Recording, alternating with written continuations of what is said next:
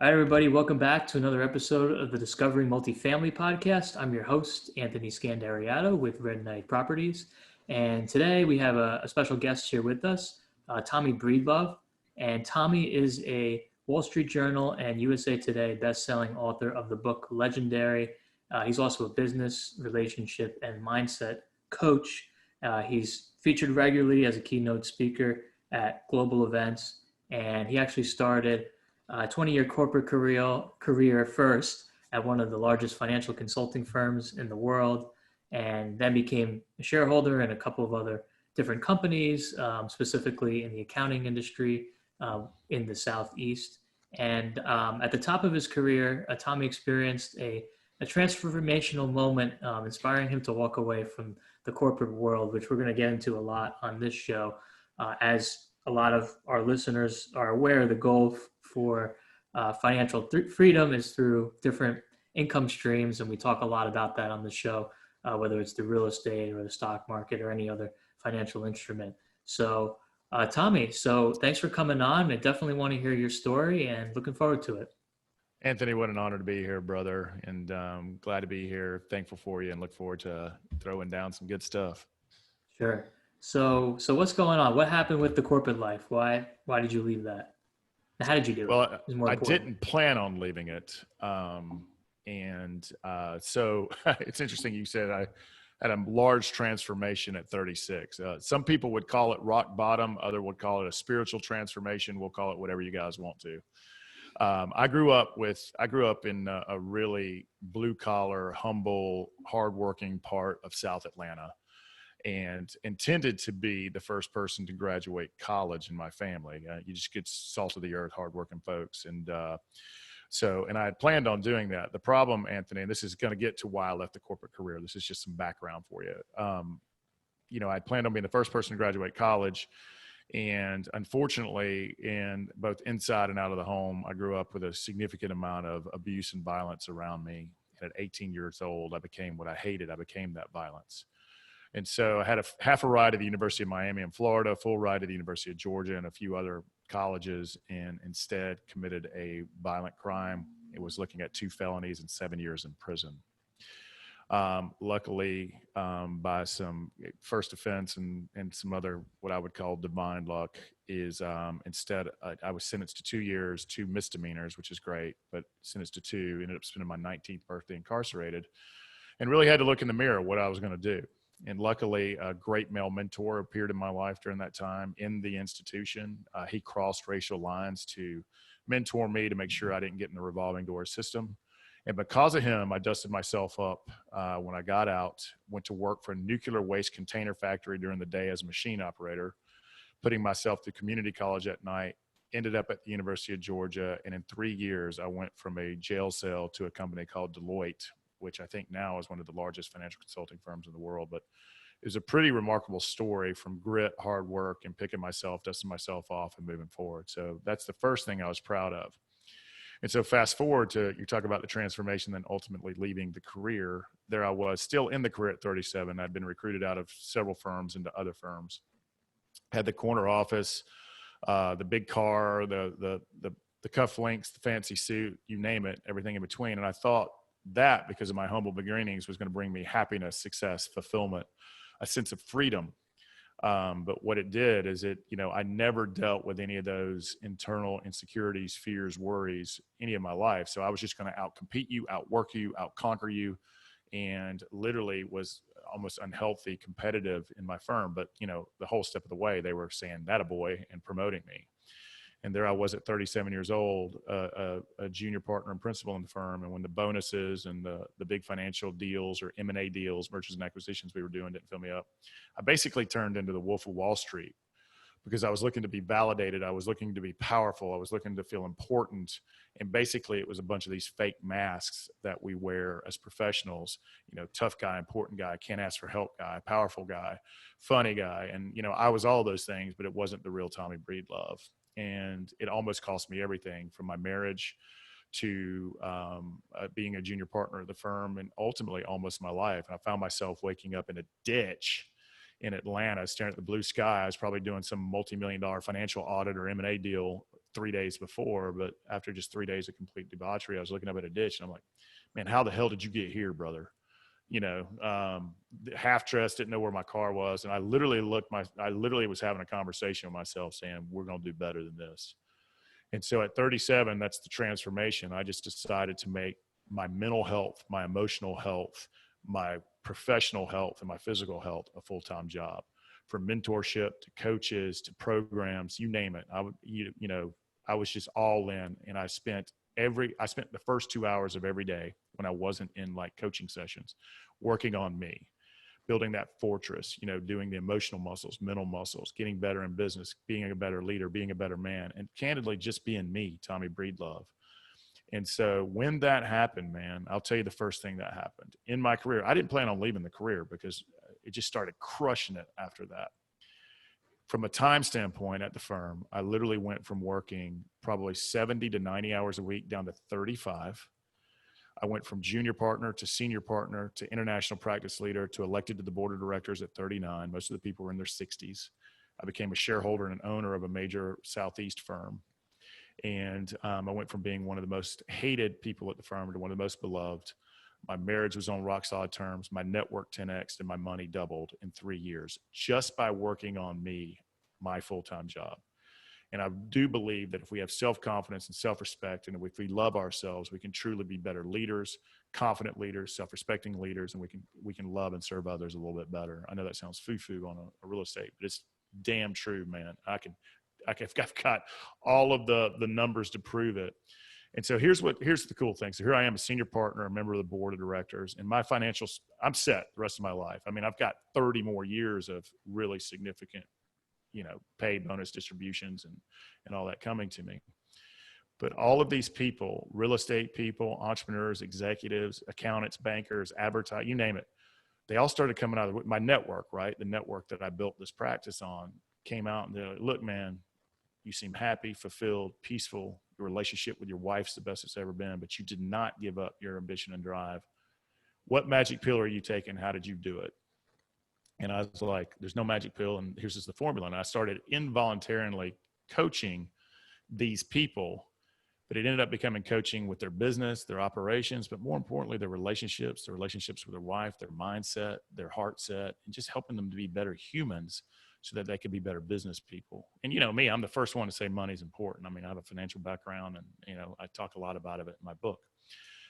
So about the 15th person I saw's lives transforming. And about so many people were saying, dude, you've got to do this. Dude, you've got to do this for a living. This is your calling. But it was hard to walk away from that significant amount of money. I was 60%, my wife's also an executive, but I was 60% of our household income. And just to go to zero and chase this dream to be, a speaker, a writer, a coach, and to run masterminds. I was like, no way. And I thought it was so hunky-dory. But when I took the courageous leap and I started doing this, we have built a world-class one-on-one coaching practice. We've written a Wall Street Journal and USA Today best-selling book, Legendary. And I think it's because not only is it in my zone of brilliance, but it is in my purpose. It's literally during the season of life why I'm supposed to be here. And we're touching so many lives, from our masterminds to our speaking to our coaching. And I'm a firm believer that we've got to get in charge of our time. We've got to get in charge of our financial confidence and freedom, but we've also got to get in charge of our relationships, our mindset, our networks, and we've got to build the best life that we can possibly build so that we die without regrets.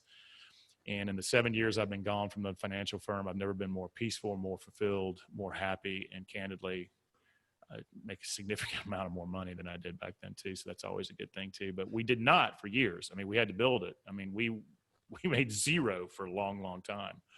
And so I'm just super happy to be here, and thank you for letting me share that, brother. That's really inspiring and very interesting and very commendable story to share with our listeners. We really appreciate it. So there's a lot of questions, that I want to ask. Fire away, brother. So for someone who's maybe in or was or is in a similar situation that you were in, maybe not as severe with the issues earlier on in your life, but kind of maybe they're working a lot of times on our show we have professionals that are working a W-2 job, whether they're working in the medical field or they're working in whatever industry it is, it doesn't matter.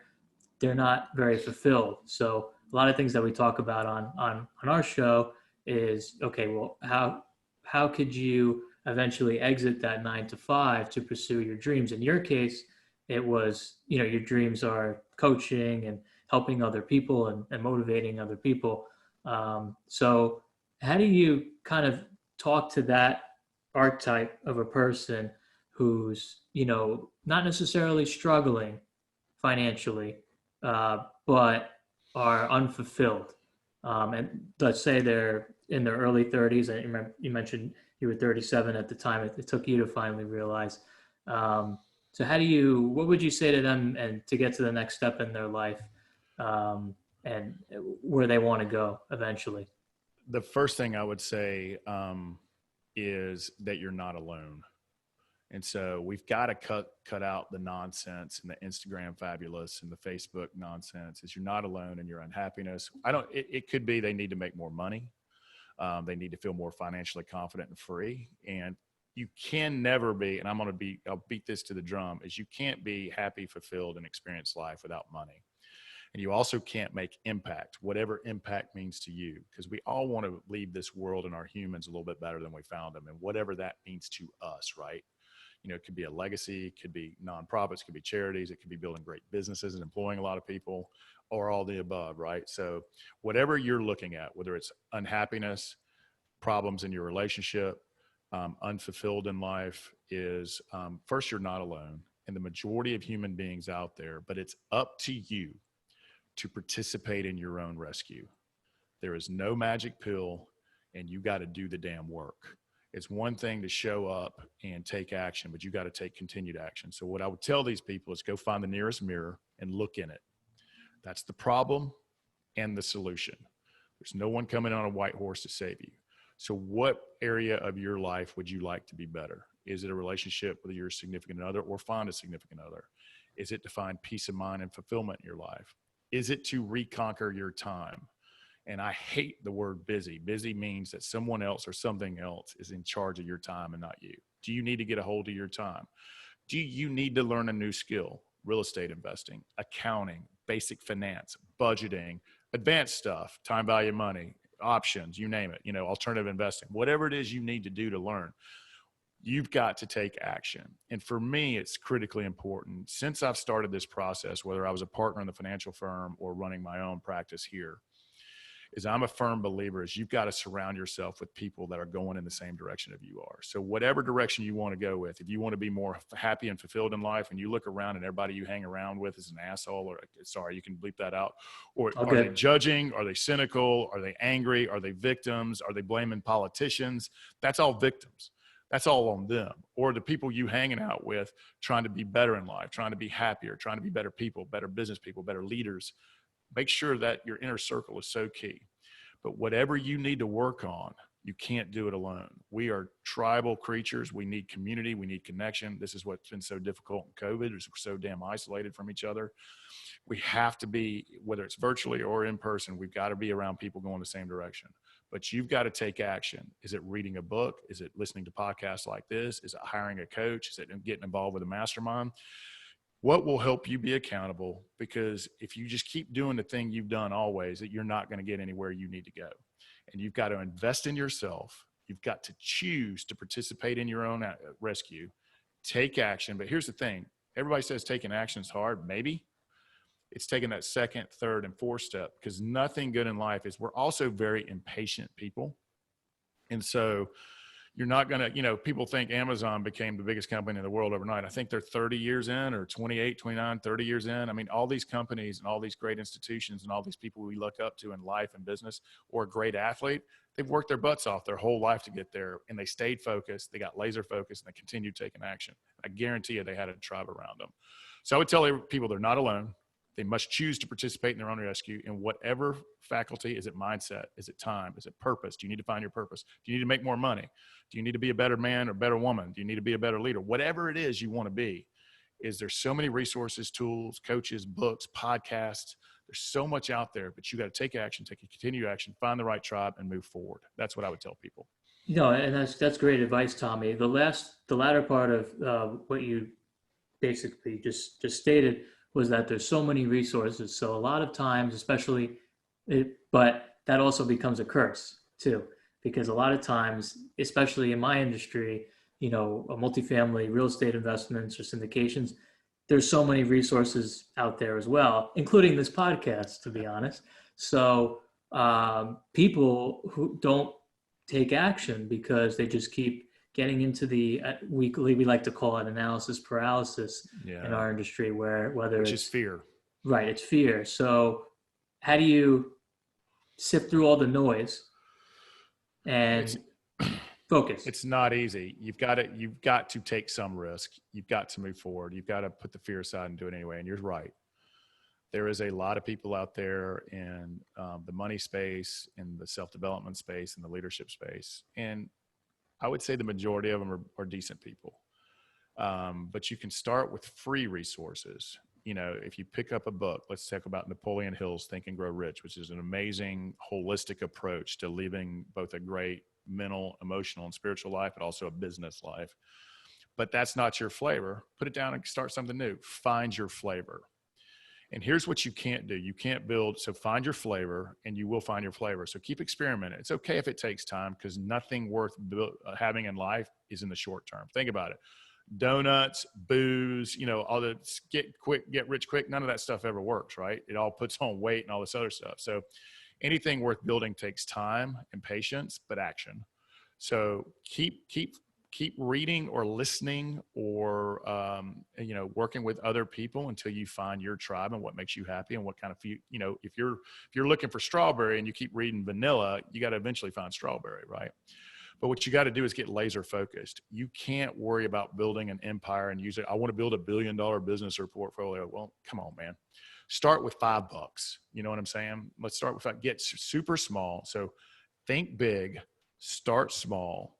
And what is one, either something to add or take away from your life, or one action you can take every single day to invest in yourself for at least 30 minutes. I don't care what it is, for at least 30 minutes to be a little bit better than you were yesterday. And over time, I'll use a financial word for you. It will pay compounding interest, but you got to be patient. You got to find your flavor. You got to find your tribe. There's some people in my space that I don't agree with their messaging at all. I agree with their message, not the messenger, right?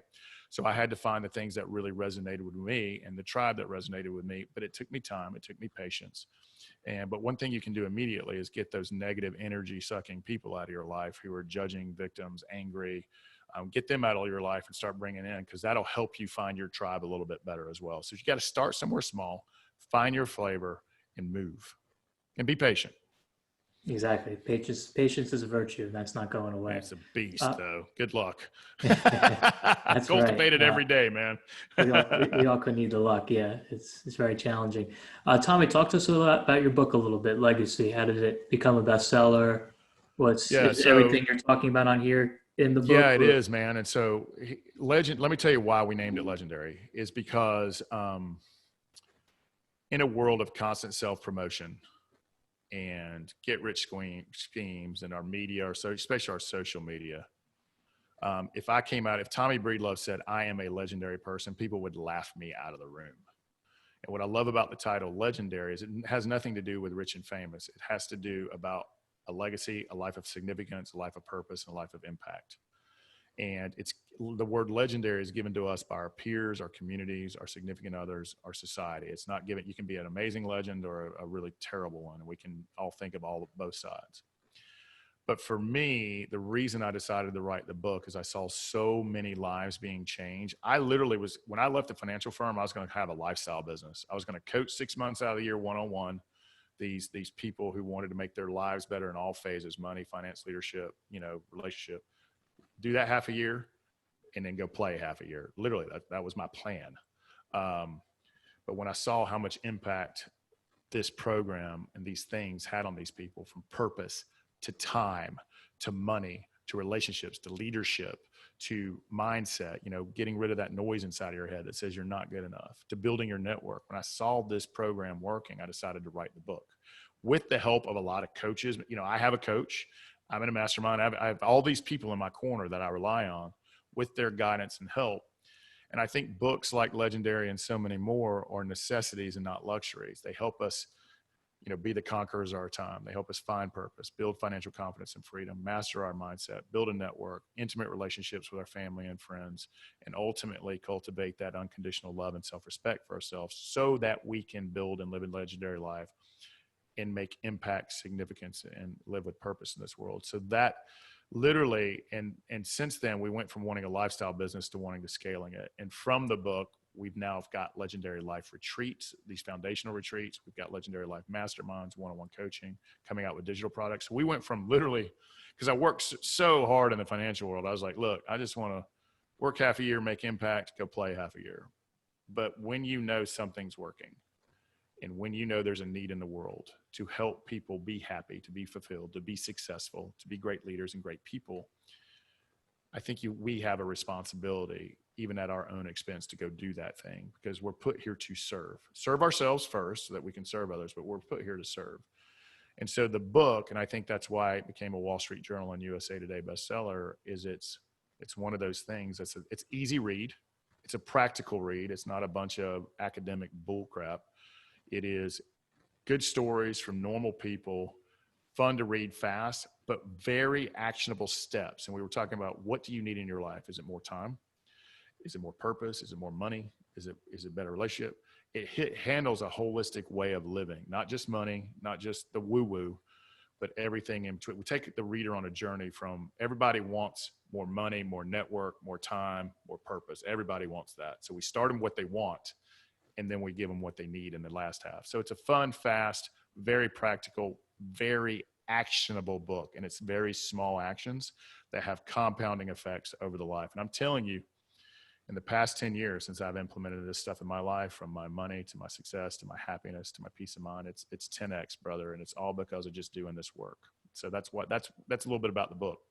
That's great. How can people buy the book? Oh, it's everywhere, brother. Whatever. I used to like prop bookstores, and other bookstores don't like it when you do that. So if you like my Southern voice, I don't know where I know you're in New Jersey. I'm in Atlanta. It's on Audible at all, wherever Audible books, and, from to Amazon, all those places. It's in electronic format on all those formats, hardback, softback. It's in any bookstore that you possibly would want to get it at.